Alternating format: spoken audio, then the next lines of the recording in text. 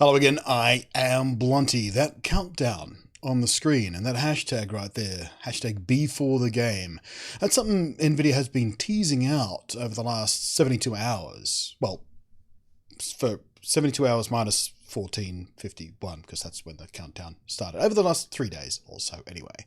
Leading up to the announcement of the inevitable next generation or the start of the next generation of Nvidia's new graphics cards.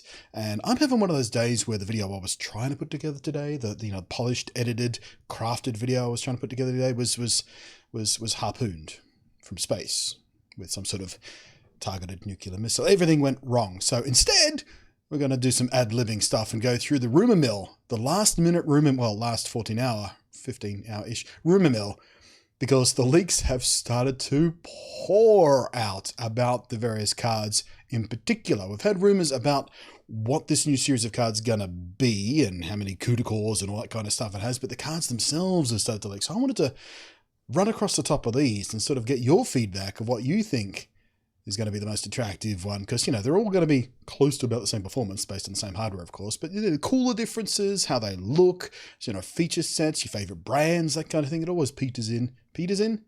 Not peters in. It always, some word I'm looking for. Steps in? What's the word I'm looking for? Always applies to your purchasing decisions. Anyway, so yeah, 14 hours, 15 minutes and 26 seconds as I say these words into this microphone and this camera. So, we're looking at a website which is videocards with a Z.com. Good place to keep an eye on for rumors and stuff like that. And this is a leaked picture of a board, prototype board. They're assuming, because the code name number you can see there, qualification sample, not quite prototype, but factory sample kind of thing. It's equipped with 8 GDDR6 memory modules, so very fast memory, which is going to be a big difference this generation, hopefully, across all the boards. Either 16 or 8 gigabyte capacity, probably going to be 8, let's face it. There may be a 16 gigabyte model out there, but 8 on a sort of consumer, even high-end consumer level for gaming on is still enough. I doubt whether we'll see 16. I mean, 16 might be an option, but it's going to be sort of big price tag that will be hard to justify, because whether or not 16 makes a big difference over 8 when it comes to gaming or not, who knows? When it comes to other stuff, production stuff, non-entertainment stuff, that's a big difference. So, what's the first one here? Gigabyte.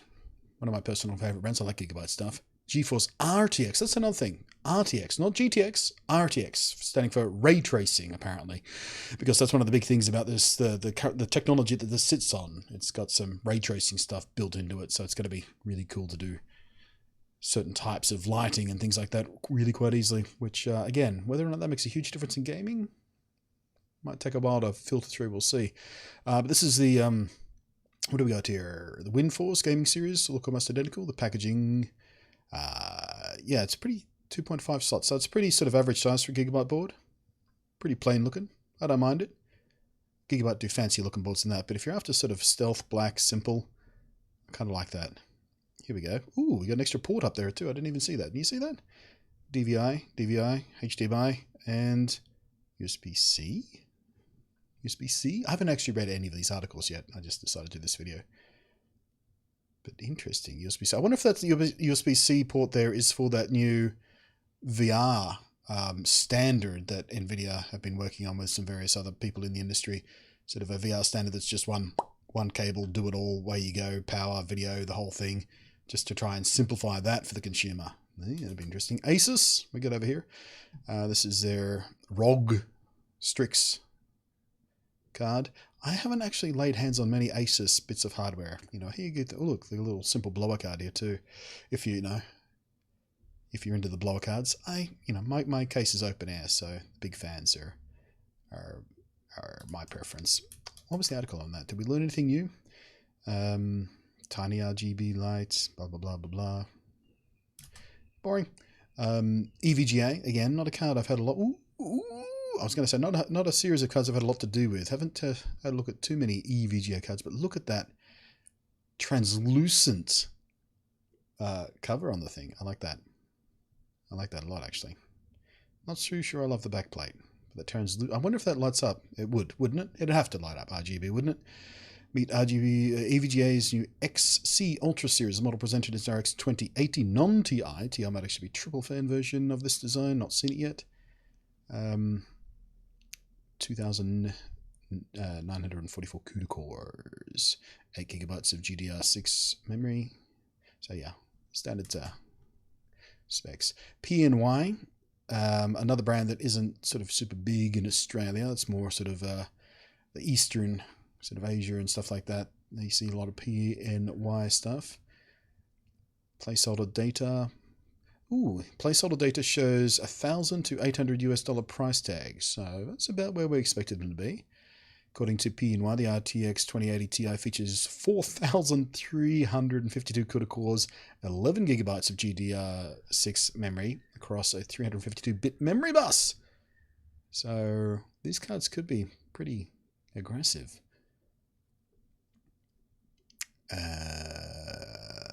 The non-TI version to 2944 CUDA cores, so that's the same thing we saw before, 8 gig there. So here, what else we got? The Zotac. I like the Zotac boards. They're big and chunky and not the prettiest cards out there, but they're big and chunky because they have big and chunky heatsinks on them, which means the Zotac ones are usually pretty damn good overclockers. The couple of Zotac boards that I've reviewed and tested have tended to be seriously good overclockers, so that could be promising to look at too. A lot of overhang on that cooler too, on the back there. So what do we got here? The AMP series is the ones I tested for the 1070 and 1070ti. I tested both AMP Sniper series or whatever they were from the Zotac people. Impressed with them both. Dual fan, very simple look. Turing Zotac is going to step further, adding a third fan. Of course, they are not extreme models, hence like of most RGB features, yellow backplates, blah, blah, blah. Yeah, because Zotac do have their extreme stuff as well if you want to go full hog out of the box stuff. 6 and 8 pin connector. Here we go. What do we got here? Nvidia RTX 2080 series. Oh, this is the general stuff. All right. So if we're looking at the RTX series, where's the 1080? There's the 1080. That's the one I've got in my machine there, down the bottom there. So 352 gigabyte per second memory bandwidth versus 448. So much quicker memory. That's going to be the biggest difference, I think. Getting things in and out of memory, as well as the new hardware, of course, but things in and out of memory is the big sort of handbrake on a lot of graphics card designs. And there's that USB-C port again. Duke. MSI Duke. I did, when I was sponsored by MSI, I did ask them more than a few times to send me the Duke model of the 1080 Ti, because it was there. Either the Duke or the Lightning Z. Both their top end cards. The Lightning Z is a bit fancier looking, but that and the Duke both have the the best cooling and out of box overclocking, things like that on them. And MSI just that they were my sponsor, but they didn't help me out. Oh well, tear. I thought Gaming X Trio was the only RTX 20 coming from MSI. You're wrong. I guess I'm doing these in the wrong order. Triple fan design. Right, so the Duke series will launch 2080 Ti 2080. The shroud receives something that looks like RGB LED bar. Oh yeah, there it is. So if you're mounting, I guess that'd be probably edge facing. It might be a bit deceptive on that art there. Whether or not you mount it vertically or not. Can you see that? I don't know. And Palit. I haven't ever had hands-on with a Palit card, but they've always seemed kind of cheapo to me. And they look kind of cheapo too. That's hideous, but they may very well be the cheapest way to get your hands on one of these cards.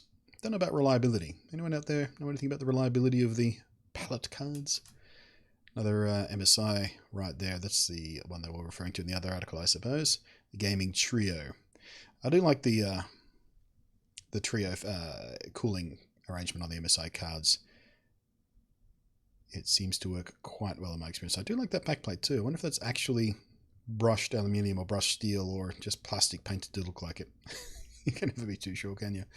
Let's have a read. Card features new type. There we go. There's what I was talking about.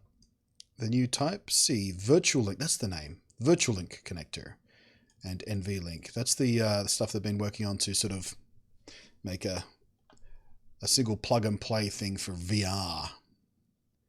which will be interesting to see how if that's actually picked up by everyone in the industry and how quickly it's adopted, and whether there's conversions for existing headsets where you can plug your HDMI and USB into a little dongle and go straight into the virtual link connector and whatnot. Don't know. Haven't looked into it yet. Really should. Well, I guess we'll get briefed on it in about 15 hours time. I'll probably talk all about it and how fantastic it is and how it's going to solve all the problems ever. But yeah, look at the RGB on this thing. And that's it for the leaks from virtual cards so far. So basically, the pictures and sort of box art and statistics and, you know, back of the box data and things like that have started to leak out for these cards.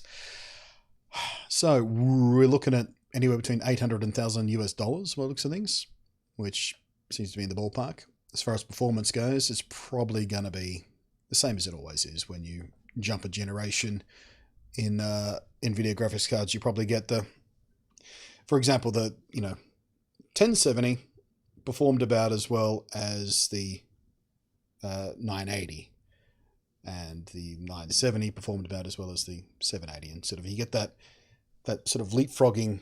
The previous, second best previous model was the best of the. What am I trying to say?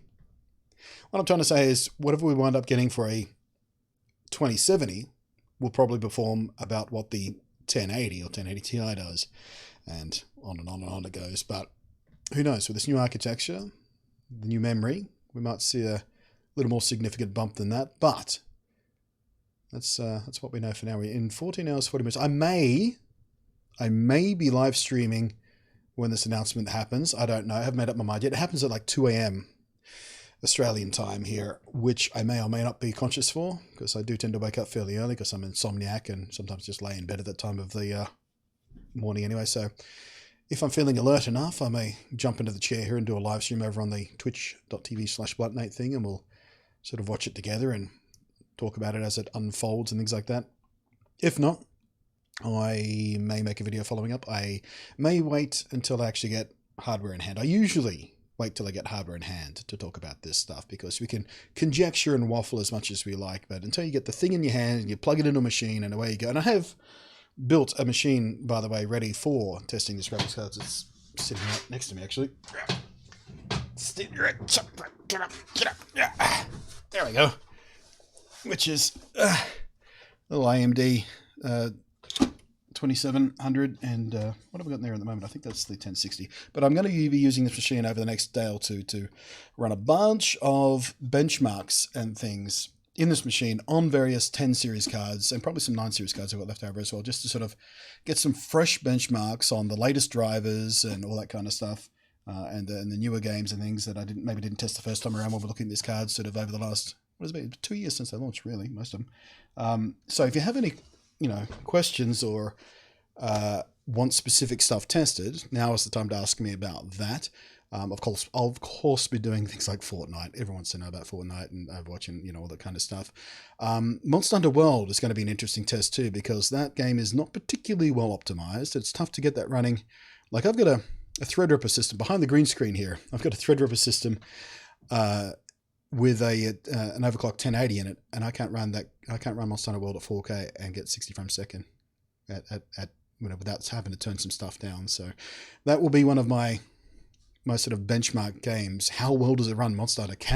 Can it pull this beast of a game that really should run better than it does? Because it's not that visually complex. There are better looking games out there that run better, but Capcom is just not that good at PC ports. But it's going to make a good game for putting cards to the test of how much can they just brute force games that aren't particularly well optimized, like Monster Hunter World. But if you have other suggestions out there, feel free to let me know, because like I said, I am, over the next couple of days, I'll be running this machine through various games and doing various benchmarks on various bits of graphics card hardware. I don't have many AMD cards to test against. I do have a Vega 56, which is in my VR machine, so I might pull that out and use that as a benchmark as well. But the only other AMD cards I have, and I'm just, where did I put them? I don't know. It's the little 470 and 480, I think. I've got somewhere sitting around here, so I don't know how relevant that will be to test, but let me know. But yeah, what do you reckon? Excited about the 2000 series, I guess we're going to be calling them? The RTX 2000? I wonder if they're going to keep the GTX for the lower tier ones, and the RTX is just for the fancy ones. Are they going to complicate things like that, or are they just moving the entire branding across to RTX? We'll find out in 14 hours and 36 minutes and 52 seconds, I suppose. So, hopes, dreams, questions, games you'd like to see, just whack them in the down below area. Thanks for watching. I am Blunty, and I will catch you next time.